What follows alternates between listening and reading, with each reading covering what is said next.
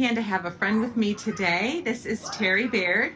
Her husband serves as an elder in our Charleston sister church. And Terry herself is a biblical counselor. She has a psychology background, but now is working. Are you working full-time as a biblical counselor? Part-time. Part-time as a biblical counselor, and then also serves in the ministry there as well. You shared something this morning, and I wondered if you would share it with all of us, something that helps you in your walk with God. Sure. So one thing that I like to do, what I call is a spiritual mantra, and it's just some kind of a spiritual phrase. It could be a part of a scripture or a song, but I say it to myself in the moment when I'm tempted or challenged and just need help kind of talking myself through or discipling myself in the moment. And I have three mantras. My first one is God blesses faith.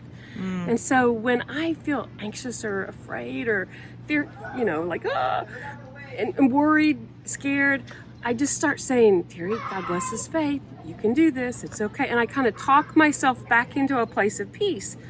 My second one is God blesses humility.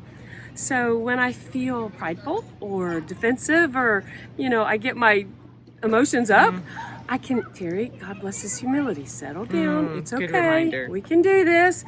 And my third one is God blesses righteousness. And so if I'm in a situation where I feel myself getting aggravated or angry and I, want to be snippy or not act righteously, I can calm myself down and say, Terry, God blesses righteousness. Settle down. And so it's just those split seconds where you can feel your emotions rising. If you talk yourself down using a spiritual principle, you can train yourself to be godly. Thank you so much. Is there a particular verse that inspired you? In James 4, the passage that God opposes the proud but gives grace to the humble. In Romans 4, just the way God blessed Abraham's faith and his righteousness. Thanks, Terry. I really appreciate it. You're welcome. And this is Shamara Rose. Her and her husband, Ronnie, lead our sister church in Greenville, South Carolina. And this morning in our devotional time, she was sharing a practice, how she studies the Bible. And I thought it was interesting. I'd never heard about it before. So Shamara, if you would share what that is, that would be great. Yeah, definitely. And what it is you choose a passage, you write down the passage verbatim, word for word. Then you write down the passage in your own words. And then you write down what you observe about the passage and what you will obey about the passage.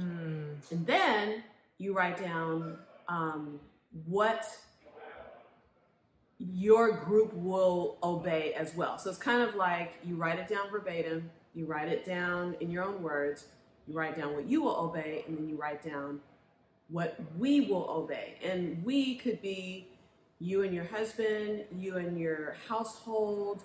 If you have a business, you can obey it for your business or your church. When that fourth column or that fourth, practice is to think how we will obey collectively, would it be also maybe how we as a family group or how we as a group of friends or we in a one another relationship or like you said, a family are going to implement this passage? It seems like you can take a passage that maybe you've even read a long time and take more time with it and think about it in different ways. Yes. So thank you for sharing this with us. Definitely. Have a great week, everyone.